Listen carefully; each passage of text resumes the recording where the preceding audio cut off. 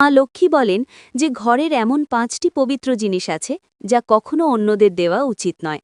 আজ আমরা আপনাকে মা লক্ষ্মীর এক প্রাচীন এবং অত্যন্ত রহস্যময়ী কথা শোনাতে যাচ্ছি। এই গল্পের মাধ্যমে আপনি নিজেই জানতে পারবেন যে একজন নারীর তার ঘরের কোন কোন বস্তু অন্য কাউকে দেওয়া উচিত নয়। কারণ যেই নারী এই জিনিসগুলো অন্যদের দিয়ে দেন, মা লক্ষ্মী তার ঘর ছেড়ে চলে যান। তাই বন্ধুরা, এই গল্পটি শেষ পর্যন্ত অবশ্যই শুনুন, কারণ অর্ধেক জ্ঞান সবসময় ক্ষতিকারক হয় এবং সম্পূর্ণ গল্প যে শোনে, মা লক্ষ্মী স্বয়ং তার ঝুলি খুশি এবং সমৃদ্ধিতে ভরে দেন। তো আসুন, দেরি না করে আপনাকে সেই অমূল্য, প্রাচীন এবং লাভজনক গল্পটি শোনাই। অনেককাল আগের কথা, যখন রাজাদের শাসনে ধর্ম, নীতি এবং সম্মানই কোনো রাজ্যের আসল পরিচয় হতো। সেই সময় এক শক্তিশালী এবং সম্মানিত রাজ্য ছিল সূর্যনগর, আর সেই রাজ্যের অধিপতি ছিলেন রাজা ধর্মপাল। রাজা ধর্মপাল কেবল পদের রাজা ছিলেন না, বরং তিনি ছিলেন তার প্রজাদের হৃদয়ের আশ্রয়। তার কণ্ঠে কঠোরতা কম এবং ন্যায় বিচার বেশি ছিল। তিনি যখন কোনো সমস্যা শুনতেন, তখন প্রথমে মন শান্ত করতেন, তারপর শাস্ত্রে শেখা নিয়মগুলো স্মরণ করতেন এবং তারপরেই সিদ্ধান্ত নিতেন। তার চিন্তাধারা, তার ব্যবহার এবং তার দৃষ্টিভঙ্গি সবকিছুই তাকে সাধারণ রাজাদের চেয়ে উঁচু দরের করে তুলেছিল। তার এই স্বভাব ছোটবেলা থেকে পাওয়া সংস্কারের ফল। গুরু পণ্ডিত দীনদয়াল তাকে বেদ, ধর্ম এবং নীতির গভীর জ্ঞান দিয়েছিলেন। গুরু সবসময় বলতেন, রাজার শক্তি তার সেনাবাহিনী নয়, তার বুদ্ধি। আর রাজা এই কথাটি জীবনে ধারণ করে নিয়েছিলেন।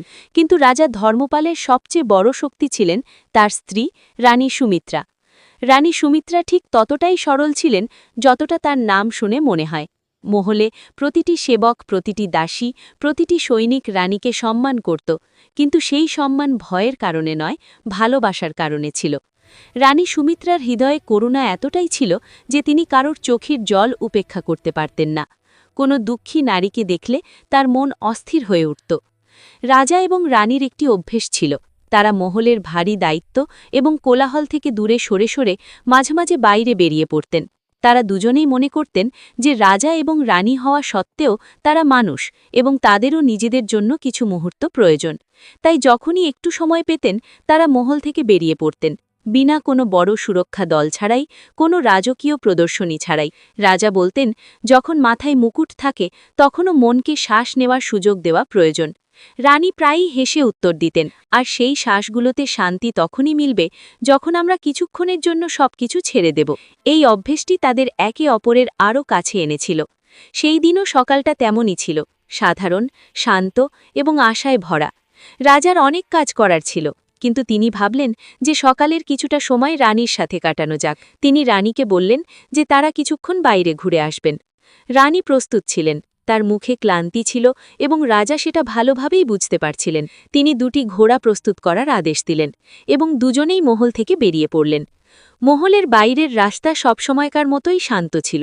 প্রজারা রাজাকে দেখে মাথা নত করত, কিন্তু তিনি সবাইকে নম্রভাবে হেসে আশীর্বাদ দিতেন। রানীও মানুষকে দেখে মাথা নাড়াতেন। রাস্তায় দুজনের মধ্যে হালকা কথাবার্তা চলতে থাকল, মহলের কাজকর্ম নিয়ে, কিছু ছোটখাটো চিন্তা এবং এমন কিছু কথা যা তাদের হাসিয়ে দিত। কিন্তু এই শান্ত দিনে এমন এক মোড় লুকিয়েছিল যা না রাজা জানতেন, না রানী। যেমনই তারা কিছুটা দূরত্বে পৌঁছালেন, রাজার নজর হঠাৎ রাস্তার ধারে বসে থাকা এক নারীর ওপর পড়ল। সে মাটিতে ঝুঁকে বসেছিল, তার চুল এলোমেলো, তার মুখে দুঃখের গভীর রেখা ছিল। দেখে মনে হচ্ছিল যেন কতদিন ধরে সে ঠিকমতো খায়নি, ঘুমায়নি। তার গাল শুকিয়ে গিয়েছিল, চোখ লাল ছিল, এবং সে এক দৃষ্টিতে আকাশের দিকে তাকিয়ে কোনো অদৃশ্য শক্তিকে অভিশাপ দিচ্ছিল। তার শব্দগুলো ভাঙা ভাঙা ছিল, কিন্তু দুঃখ এতটাই গভীর ছিল যে দূর থেকেও শোনা যাচ্ছিল। হে ভগবান, আমি কি ভুল করেছি? কেন আমার সংসার উজাড় হয়ে গেল? কেন আমার ভাগ্য আমার থেকে সব কেড়ে নিল? রানী সুমিত্রা এই দৃশ্য দেখলেন এবং তার বুক কেঁপে উঠল। তিনি এমন যন্ত্রণা কখনো উপেক্ষা করতে পারতেন না। তিনি তখনই রাজার হাত ধরে বললেন, মহারাজ, এই নারী গভীর দুঃখে আছে, আমাদের এর কাছে যাওয়া উচিত। রাজা কোনো কথা না বলে ঘোড়া থামালেন এবং দুজনেই তার কাছে পৌঁছালেন। রাজা ধীর এবং সংবেদনশীল কণ্ঠে বললেন, বোন, তুমি কে? এভাবে একা কেন বসে আছো? কি সমস্যা তোমার? নারীটি মাথা তুলল। সে কিছু মুহূর্ত রাজা এবং রানীর দিকে তাকিয়ে রইল। তারপর হঠাৎ তার চোখ দিয়ে অঝরে জল পড়তে লাগল। সে কাঁপানো গলায় বলল, মহারাজ, আমি আগে এক সম্মানিত ঘরের বউ ছিলাম। আমার স্বামী মাধব একটি ধনী শেঠ ছিলেন। আমার সংসার সুখে ভরা ছিল, কিন্তু এখন আমি সব হারিয়ে এখানে ঘুরে বেড়াচ্ছি। রানী তার কাছে বসে পড়লেন, হাত ধরে বললেন, ভয় পেও না, আমাদের বলো তোমার সাথে কি হয়েছে। নারীটি দীর্ঘশ্বাস নিল, চোখের জল মুছল এবং বলল, মহারাজ, আমার নাম সাবিত্রী। সবার আগে আমি আপনাকে আমার সংসারের সত্য জানাতে চাই, কারণ আমার সংসার যেমন ছিল তেমনটা যদি আজও থাকত, তাহলে আমি এখানে এই নদীর তীরে একা ভাঙা হৃদয়ে বসে থাকতাম না। আমার ঘর বড়লোকদের মতন ছিল না, কিন্তু তাতে আপনত্ব এত বেশি ছিল যে দিনগুলো ছোট মনে হতো। আমার স্বামী মাধব পরিশ্রমী এবং সৎ ছিলেন। তার মধ্যে কোনো ছলচাতুরি ছিল না, শুধু কাজের প্রতি বিশ্বাস ছিল। সাবিত্রী আরও বলল, সকালবেলা যখন তিনি ব্যবসার জন্য বেরোতেন, তখন আমার মাথায় হাত রেখে যেতেন এবং বলতেন, সাবিত্রী, সংসারের দায়িত্ব তোমার, তুমি আছো বলেই সংসার আছে। আমার শাশুড়িমা যশোদরা একটু কঠোর ছিলেন, কিন্তু তার কঠোরতার মাঝেও মায়ের মতো চিন্তা লুকিয়ে থাকত। তার নিয়ম ছিল যে প্রতিটি জিনিসের নিজস্ব স্থান থাকা চাই, ঘরের জিনিস ঘরেই থাকুক এবং ঘরের সংস্কার যেন ভেঙে না যায়। আমি সব কথা মানতামও এবং অনেক সময় ভাবতাম যে হয়তো তিনি প্রয়োজনের চেয়ে বেশি সাবধানী, কিন্তু তবুও আমাদের সংসার সুখী ছিল, এতটাই সুখী যে আমরা ভাবতেও পারিনি যে কিছু বদলাতে পারে। সে কিছুক্ষণ থামল, যেন তার মনে অবশিষ্ট সুখটুকু শেষবারের মতো দেখছে। সে বলতে লাগল, মহারাজ, আমাদের ঘরে কখনো অভাব ছিল না। রান্নাঘরে সবসময় অন্ন ভরা ছিল। সকালের প্রথম রুটি গরুকে দেওয়া হতো এবং রাতের শেষ রুটি ভগবানকে। উৎসবে আলো, অতিথিদের কোলাহল, ছেলেমেয়েদের হাসি, সবকিছু এক সুন্দর জীবনের মতো মনে হতো। আমার মনে হতো এই সুখ কখনো শেষ হবে না। কিন্তু তারপর একে একে কিছু ঘটনা ঘটল যা আমি সেই সময় সাধারণ মনে করেছিলাম, কিন্তু আজ বুঝতে পারছি যে সেগুলো সাধারণ ছিল না। সাবিত্রীর গলা এখন একটু ভারী হয়ে গিয়েছিল, কিন্তু সে গল্পের গভীরে ডুবে গিয়ে বলছিল, একদিন সকালে আমার দরজায় প্রথম নারী এলো, বিমলা। তার মুখ মলিন ছিল, চোখে সারা রাতের ক্লান্তি। আমি দরজা খুললাম এবং বললাম, বোন, কি হয়েছে? তুমি এত ঘাবড়ে আছো কেন? সে কাঁদতে কাঁদতে বলল, সাবিত্রী দিদি, আজ সকালে আমার রান্নাঘরে আগুন লেগে গেছে। আমার চাকি, বেলন, রুটি বেলার সরঞ্জাম সব পুড়িলেছে। বাচ্চারা ক্ষুধার্থ বসে আছে। তুমি কি তোমার চাকি, বেলন দুদিনের জন্য দেবে? নতুন তৈরি করাতেই ফেরত দিয়ে দেব। আমি তাকে ভেতরে নাকলাম এবং জিজ্ঞেস করলাম, তোমার ঘরে আগুন কিভাবে লাগল? কেউ আঘাত পায়নি তো? সে কান্না চেপে বলল, ছোটখাটো জ্বালা আছে, কিন্তু এখন রান্না কিভাবে করব? তুমিই ভরসা। তার কষ্ট দেখে আমার মন গলে গেল। আমি তাকে চাকি এবং বেলন ধরিয়ে দিলাম। সেই সময় আমার মনে হল আমি ঠিক কাজই করেছি, কারোর বাচ্চাদের খিদে মিটছে। আমার মনে হয়নি যে ঘর থেকে এত বড় জিনিস বাইরে পাঠানো কোনো সমস্যার কারণ হতে পারে। সাবিত্রী দীর্ঘশ্বাস নিয়ে দ্বিতীয় ঘটনা শুরু করল। দুদিন পর দ্বিতীয় নারী এলো, সরিতা। সে ঘরে ঢুকেই বলল, সাবিত্রী দিদি, আমি খুব বিপদে পড়েছি। আমার তাওয়া ফেটে গেছে, বাড়িতে কিছুই রান্না করা যাচ্ছে না। তুমি কি তোমায় তাওয়া একদিনের জন্য দিতে পারবে? আমি তাকে বসালাম এবং জিজ্ঞেস করলাম, কিভাবে ফাটল? সে বলল, রাতে তাড়াহুড়োই তার উপর ঠান্ডা জল পড়ে গিয়েছিল আর সেটা ভেঙে গেল। মজুরি থেকে ফিরেই স্বামীর খাবার চাই, তুমি কিছু সাহায্য করতে পারো। তার গলায় এমন অসহায়তা ছিল যে আমি না বলতেই পারলাম না। আমি তাকে তাওয়া দিয়ে দিলাম। আমার মনে হলো এ তো সামান্য সাহায্য, এতে কি এমন ক্ষতি হবে? তারপর সে তৃতীয় ঘটনার কথা বলল। কিছুদিন পর চন্দা আমার দরজায় এলো। সে তাড়াহুড়োই ছিল এবং বলল, দিদি, আমার ঝাড়ু ভেঙে গেছে, ঘর পরিষ্কার হয়নি। আজ পরিষ্কার না করে বসতে আমার ভালো লাগে না। তুমি কি তোমার ঝাড়ু আমাকে দিতে পারো? কাল ফেরত দিয়ে দেব। আমি তাকে জিজ্ঞেস করলাম, ঝাড়ু কিভাবে ভাঙল? সে হেসে বলল, বাচ্চারা খেলা করতে করতে ভেঙে দিয়েছে, ওদের আর কি দোষ, আমার শুধু আজকের জন্য চাই। আমার কাছে তার সমস্যাটা ছোট মনে হল। আমি বললাম, নিয়ে যাবন, কাজ চালিয়ে নে। সে খুশি মনে ঝাড়ু নিল এবং বলল, তোমার মনটা সত্যিই খুব ভালো। সেই সময় আমার মনে হল আমি এক প্রতিবেশীর সাহায্য করছি। সাবিত্রী এবার আবেগপ্রবণ হতে শুরু করল। এরপর উৎসবের ঠিক একদিন আগে বেলা এলো। সে লজ্জিত হয়ে বলল, সাবিত্রী, আমাকে একটা কথা বলার ছিল, কিন্তু সাহস হচ্ছিল না। আমার জায়ের স্বামীর ভাইয়ের স্ত্রী বিয়ে, সব আত্মীয়রা আসছে। আমার কাছে ভালো গয়না নেই, তুমি কি তোমার কঙ্কন বালা মাত্র দুদিনের জন্য দেবে? আমি জিজ্ঞেস করলাম, আরে বোন, আগে কেন বলনি? সে বলল, ভয় পাচ্ছিলাম পাছে তুমি না করে দাও।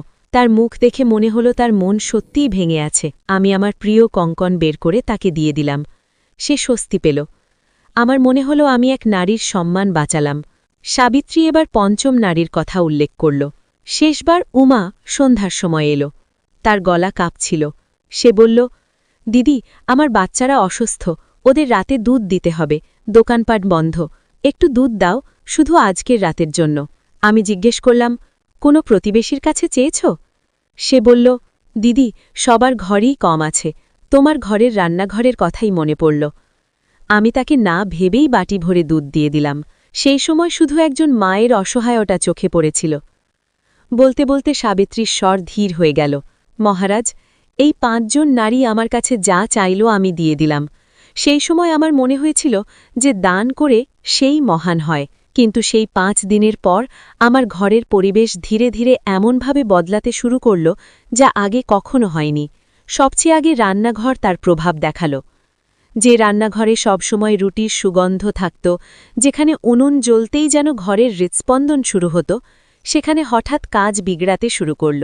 আটা মাখলে ঠিক থাকত, কিন্তু রুটিগুলো কেমন যেন ছিঁড়ে যেত, তাওয়ায় আটকে যেত, এবং শাশুড়িমা যশোচড়া বিরক্ত হয়ে বলতেন, সাবিত্রী, তুমি এতদিন ধরে এই সংসারে আছো, তবুও তোমার হাত কেন কাঁপছে? আমি চুপ থাকতাম, কারণ আমি নিজেও বুঝতে পারতাম না যে আমার রান্নার গুণ হঠাৎ কিভাবে নষ্ট হয়ে গেল। আগে যে খাবার সুন্দর সুগন্ধ দিত, সেই খাবারই বিস্বাদ হতে লাগল। আমার মনে হলো হয়তো আমারই ভুল, হয়তো আমি ক্লান্ত, হয়তো মন দিচ্ছি না, কিন্তু বিষয় যা এত সাধারণ ছিল না। সে আরও বলল, এরপর স্বামী মাধবের ব্যবসায় পরিবর্তন আসতে শুরু করল। আগে তার কাছে মানুষ নিজে এসে চুক্তি চাইত, কিন্তু হঠাৎ ক্রেতা কমতে শুরু করল। বাজারে তার শস্যে নিয়ে ফিসফিস হতে লাগল। গুণমাত্রা আগের মতো থাকল না। মাধব বাড়ি ফিরলে অস্থির থাকতেন, কপালে গভীর চিন্তার ভাঁজ পড়ত। আমি জিজ্ঞেস করতাম, কি হয়েছে? তো তিনি বলতেন, কিছু না সাবিত্রী, শুধু সময়টা ভালো যাচ্ছে না। কিন্তু আমি জানতাম যে এটা শুধু সময়ের ব্যাপার ছিল না, কিছু একটা ছিল যা আমাদের চোখে পড়ছিল না, কিন্তু আমাদের সংসারের ভিত্তিতে ফাটল ধরাচ্ছিল। শাশুড়িমাও আগে শান্ত ছিলেন, কিন্তু এখন প্রায়ই মন্দিরের পাশে বসে থাকতেন এবং অনেকক্ষণ ধরে মন্ত্র পড়তেন। একদিন আমি জিজ্ঞেস করলাম, মা, আপনাকে চিন্তিত মনে হচ্ছে। তিনি অনেক দিন পর আমার দিকে তাকিয়ে বললেন, সাবিত্রী, আমার মনে হয় আমাদের ঘরের বরকত কমে গেছে। আমি জিজ্ঞেস করলাম, কিভাবে? তিনি বললেন, আগে রান্নাঘরের উনুন নিজেই তেজি হয়ে উঠত, এখন আগুনও নিভে যায়। এটা ভালো লক্ষণ নয়। তার কথা শুনে আমি কেবল এটুকুই বলতে পারলাম, মা, সব ঠিক হয়ে যাবে, আপনি চিন্তা করবেন না। কিন্তু ভেতর থেকে আমারও মনে হতে লাগল যে কিছু তো গণ্ডগোল আছে। ধীরে ধীরে ঘরের সম্পর্কও বদলাতে লাগল। শাশুড়িমা ছোটখাটো কথায় রেগে যেতে লাগলেন, স্বামী দ্রুত রেগে যেতে লাগলেন। আমার হাত দিয়ে কাজ বিগড়ে গেলে আমার মনে হতো আমিই দোষী। একদিন ঘরের বারান্দায় একটি পিতলের কলসি পড়ে গিয়ে ভেঙে গেল। ওই কলসিটা বছরের পর বছর ছিল, কখনো ভাঙেনি। সেদিন শাশুড়িমা বললেন, এটা শুভ নয়, এবং আমি তার মুখে একটা ভয় দেখতে পাচ্ছিলাম। আমি সেই ভয় বুঝতে পারতাম না। আমার মনে হতো মা কুসংস্কারে বিশ্বাস করছেন, কিন্তু আজ বুঝতে পারছি যে উনি অনেক কিছু দেখছিলেন যা আমি দেখতে পাচ্ছিলাম না। সাবিত্রী একটু সামনে ঝুঁকে বলল, ধীরে ধীরে টাকার সমস্যা শুরু হলো। ব্যবসা কমে গেল, সংসারে খরচ বেড়ে গেল। আগে কাপড়, পূজার সামগ্রী, রোজকার জিনিসপত্র অনায়াসে চলে আসত। এখন প্রতিটি জিনিস ভেবেচিন্তে কিনতে হতো। স্বামী চুপ থাকতে লাগলেন। আগে তিনি রাতে মজা করতেন, গল্প করতেন, কিন্তু এখন শুধু শুয়ে থাকতেন আর ভাবতে থাকতেন। আমি জিজ্ঞেস করলাম, আমি কি কোনো সাহায্য করতে পারি? তখন তিনি খিটখিটে হয়ে বলতেন, তুমি কি বুঝবে? ব্যবসার কাজ মেয়েদের দ্বারা হবে না। এই কথাগুলো তিনি প্রথমবার বললেন। আগে তিনি কখনো এমন বলেননি। আমার মনে হলো হয়তো তিনি দুশ্চিন্তায় আছেন। সে আরও বলল, মহারাজ, সবচেয়ে অদ্ভুত ব্যাপার ছিল যে ঘরের পরিবেশ ভারী হতে শুরু করেছিল। মনে হতো যেন বাতাসও বিষণ্ণ। আমি সকালে উঠে সব ঠিক করার চেষ্টা করতাম, মন্দির সাজাতাম, রান্নাঘর পরিষ্কার করতাম, সবার জন্য ভালো খাবার বানাতাম, কিন্তু তবুও মনে হতো যে ঘরের শক্তি কোথাও হারিয়ে গেছে, যেন কেউ ঘরের আলো চুপচাপ বাইরে নিয়ে গিয়ে ফেলে দিয়েছে। আমি যত ঠিক করার চেষ্টা করতাম জিনিসগুলো ততটাই বিগড়াতে শুরু করত। সাবিত্রীর স্বরে গভীর যন্ত্রণা নেমে এলো। একদিন তো অবস্থা এমন হলো যে আমার স্বামী মাধব আমাকে বললেন, সাবিত্রী, আমি বুঝতে পারছি না যে ঘরের অবস্থা হঠাৎ কেন খারাপ হচ্ছে। মনে হচ্ছে যেন আমাদের ঘরে কারোর নজর লেগেছে। আমি তার কাছে বসলাম এবং শান্ত স্বরে বললাম, সব ঠিক হবে। কিন্তু ভেতর থেকে আমি নিজেও ভয় পেতে শুরু করেছিলাম। আমি ভাবতাম যে আমারই কোনো ত্রুটি নেই তো, আমি কোথাও কিছু ভুল করিনি তো। এখন তার চোখে আবার জল ভরে এলো। মহারাজ, এ তো শুধু শুরু ছিল। যেমন যেমন সময় গড়িয়ে গেল, আমার সংসার সেই ভিত্তি পর্যন্ত নড়ে গেল যার ওপর তা দাঁড়িয়েছিল। এবং আমি প্রতি রাতে ভগবানের কাছে জিজ্ঞেস করতে থাকলাম, কেন আমার সংসারের সাথে এমন হচ্ছে। কিন্তু উত্তর কোথাও ছিল না। সাবিত্রী দীর্ঘশ্বাস নিয়ে তার কথা এগিয়ে নিয়ে গেল। মহারাজ, ৫ জন নারীকে বস্তুগুলো দেবার কিছুদিনের মধ্যেই আমার ঘরের পরিবেশ অদ্ভুতভাবে বদলাতে শুরু করল। শুরুটা ছিল ছোট, এতটাই ছোট যে আমি খেয়ালও করিনি। রান্নাঘরে খাবার নষ্ট হতে লাগল, রুটি ছিঁড়ে যেত, তাওয়ায় আটকে যেত এবং শাশুড়িমা এসব দেখে রেগে যেতেন। আগে আমি হেসে বলে দিতাম, হয়তো খেয়াল ছিল না। কিন্তু ধীরে ধীরে আমি দেখলাম যে আমার হাত সত্যিই কাঁপতে শুরু করেছে। যে কাজ আমি রোজ করতাম তা হঠাৎ কোনো ধাঁধার মতো কঠিন মনে হতে লাগল। এরপর আমার স্বামীর ব্যবসায় পতন আসতে শুরু করল। যেই গ্রাহকরা আগে নিজের ইচ্ছায় আমাদের ঘরের শস্য কিনতে আসত, তারা এখন দূরে দূরে থাকতে লাগল। লোকে বলতে শুরু করল যে মাধবের শস্যের গুণমান আগের মতো নেই। আমার স্বামী এসব শুনে অস্থির হতে লাগলেন। রাতে তিনি চুপচাপ কোনো এক কোণে বসে থাকতেন এবং কপালে হাত রেখে ভাবতে থাকতেন। আমি জিজ্ঞেস করতাম, কি হয়েছে? কিন্তু প্রতিবারই একই উত্তর পেতাম, কিছু না। কিন্তু আমি দেখছিলাম যে তার ভেতরে কিছু একটা ভেঙে যাচ্ছে। সাবিত্রী আরও বলল, তারপর ঘরে অদ্ভুত ঘটনা শুরু হয়ে গেল। জিনিসপত্র হারিয়ে যেতে লাগল, হাতা পাওয়া যেত না, প্রদীপ উল্টে যেত, জলের কলসি হঠাৎ লিক করতে শুরু করত। এসব এতবান হলো যে আমার মনে হলো হয়তো নজর লেগেছে। কিন্তু আবার ভাবলাম যে আমিই বেশি ভাবছি। শাশুড়ি মায়ের স্বভাবও বদলাতে শুরু করেছিল। আগে তিনি আমাকে শেখাতেন, কিন্তু এখন সব কথাতেই বিরক্ত হয়ে যেতেন। একদিন তিনি রাগের মাথায় বললেন, সাবিত্রী, তোমার দ্বারাই কিছু ভুল হয়েছে, নইলে ঘরের বরকত এভাবে নষ্ট হবে না। এটা শুনে আমার বুক ধক করে উঠল। আমি কেঁদে বললাম, মা, আমি কি করেছি? কিন্তু তার মুখে যে চিন্তা ও ভয় ছিল তা আমার বোঝার বাইরে ছিল। আমার মনে হলো তিনি কেবল পরিস্থিতির কারণে চাপে আছেন। কিন্তু আমি ভুল ছিলাম। সে বলতে থাকল। একদিন ব্যবসার সবচেয়ে বড় অংশীদার শেঠ বিমল বাড়িতে এলেন এবং বললেন, মাধব, আমার ব্যবসায় লোকসান হচ্ছে। লোকেদের মনে হয় যে তোমার এখান থেকে আসা মালপত্রে আগের মতো সৌভাগ্য আর নেই। এটা শুনে আমার স্বামীর মুখ ফ্যাকাশে হয়ে গেল। তিনি শেঠ বিমল যাওয়ার পরই নিজেকে ঘরে বন্ধ করে নিলেন। আমি দরজায় টোকা দিলাম, মাধব, কথা বলো। কিন্তু তিনি বললেন, দয়া করে আমাকে একা ছেড়ে দাও। আমি ওখানেই বসে কাঁদতে থাকলাম, কারণ এই সেই মানুষ যে আগে আমার সব দুঃখে পাশে দাঁড়াত, আজ সেও আমার থেকে দূরে সরে যাচ্ছে। এখন তার গলা কাঁপতে শুরু করল। সবচেয়ে বড় ধাক্কা তখন লাগল যখন আমার স্বামী আমার দিকেই আঙুল তুললেন। এক সন্ধ্যায় তিনি কঠোর স্বরে বললেন, সাবিত্রী, এই সংসারের অবস্থা তোমার কারণে খারাপ হয়েছে। আমি হতভম্ব হয়ে গেলাম। আমি জিজ্ঞেস করলাম, আমি কি করলাম?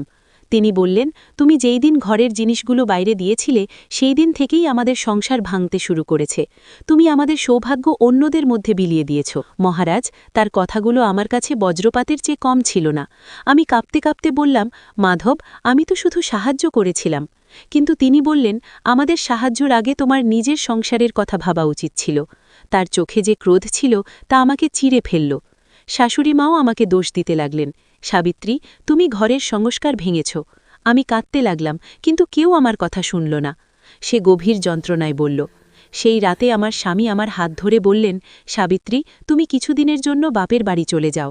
যতক্ষণ না পরিস্থিতি ঠিক হচ্ছে তুমি এখানে থেকো না। আমি কেঁদে বললাম, আমাকে পাঠিও না, এটা আমার ঘর।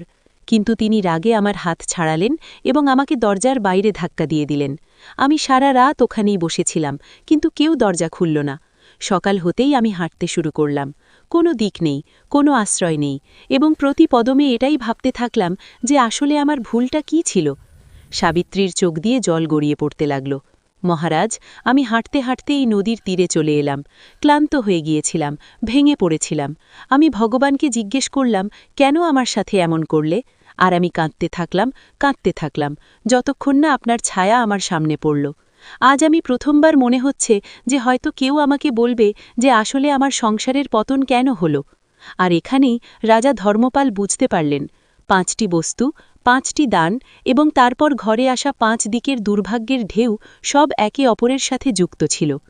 রাজা ধর্মপাল সাবিত্রীর কথা শেষ পর্যন্ত শুনে গভীর শান্তিতে কিছু মুহূর্ত বসে রইলেন। রানী সুমিত্রা তার কাঁধে হাত রাখলেন। তখনই রাজা শান্ত এবং দৃঢ় স্বরে বললেন, সাবিত্রী, এখন সময় হয়েছে তোমার জানার যে তোমার ঘরে যে দুঃখ, দারিদ্রতা এবং ভাঙন এলো তার আসল কারণ কী ছিল। তুমি 5টি জিনিস 5 জন নারীকে দিয়েছিলে, রান্নাঘরের সামগ্রী, চাকি বেলন, তাওয়া, ঝাড়ু, গহনা, দুধ এবং লবণ।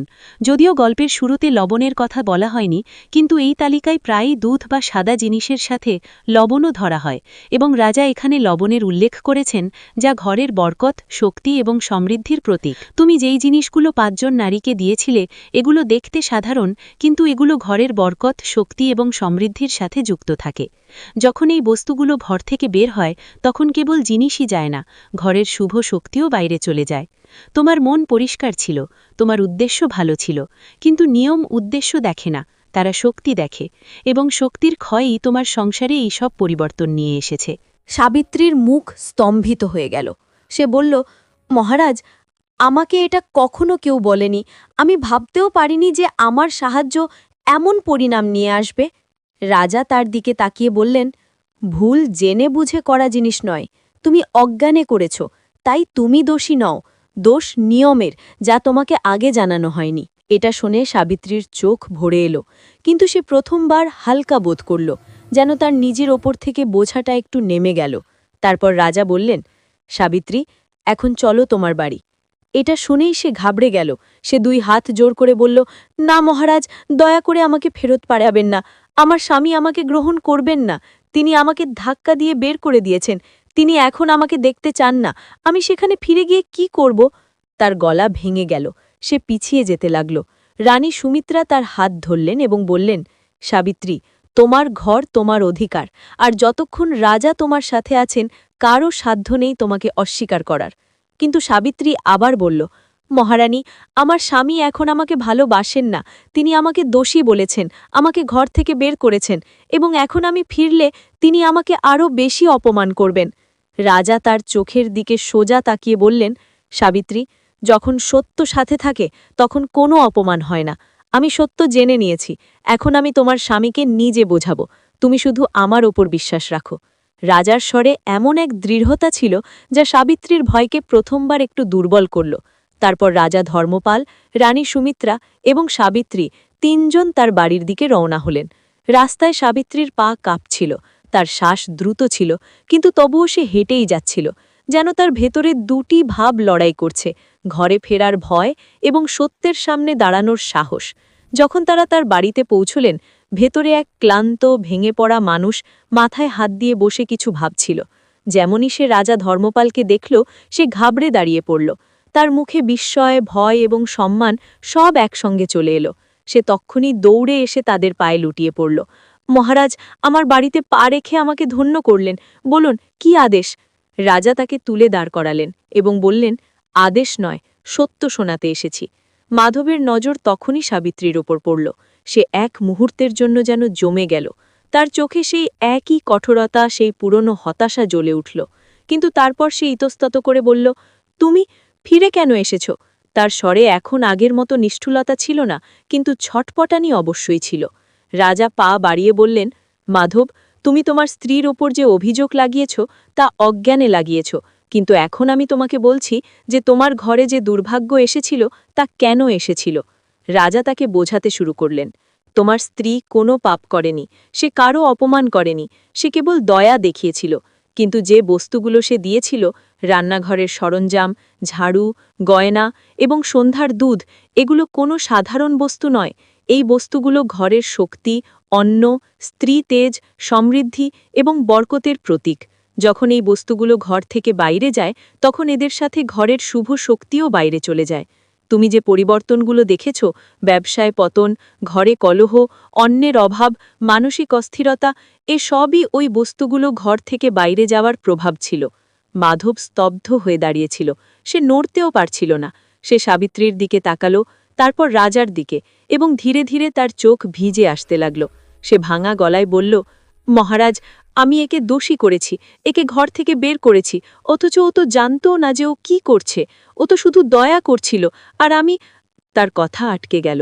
সে সাবিত্রীর সামনে এসে হাঁটু গেড়ে বসে পড়ল। সাবিত্রী, আমাকে মাফ করে দাও, আমি অজ্ঞানে তোমাকে কত আঘাত দিয়েছি। তুমি ঘরের বরকত ছিলে, ঘরের সম্মান ছিলে, আর আমি তোমাকেই দোষ দিতে থাকলাম। সাবিত্রী কেঁদে ফেলল, কিন্তু তার চোখের জলে ভয় ছিল না, ছিল বছরের পর বছর জমে থাকা যন্ত্রণার ভার, যা এখন হালকা হচ্ছিল। সে কাঁপতে থাকা হাতে তার স্বামীকে তুলল। রাজা এবং রানী এই দৃশ্য দেখে স্বস্তির নিঃশ্বাস ফেললেন। রাজা শেষ কথা বললেন, সত্যিকারের ঘর সেটাই যেখানে ভুলের জন্য শাস্তি নয়, বোঝার মাধ্যমে শুধরানো হয়। তোমরা দুজন আজ থেকে নতুন শুরু করো। এবং সেই মুহূর্তে ভেঙে যাওয়া পরিবারের সেই ঘর আবার শ্বাস নিতে শুরু করল, কারণ সত্য অবশেষে সবাইকে জুড়ে দিল। বন্ধুরা, যদি এই তথ্যটি আপনাদের ভালো লেগে থাকে তাহলে কমেন্টে জয় মা লক্ষ্মী লিখতে ভুলবেন না, এবং ভিডিওটি লাইক, শেয়ার এবং চ্যানেলটি সাবস্ক্রাইব অবশ্যই করবেন। আপনাদের সমর্থনই আমাদের আসল শক্তি।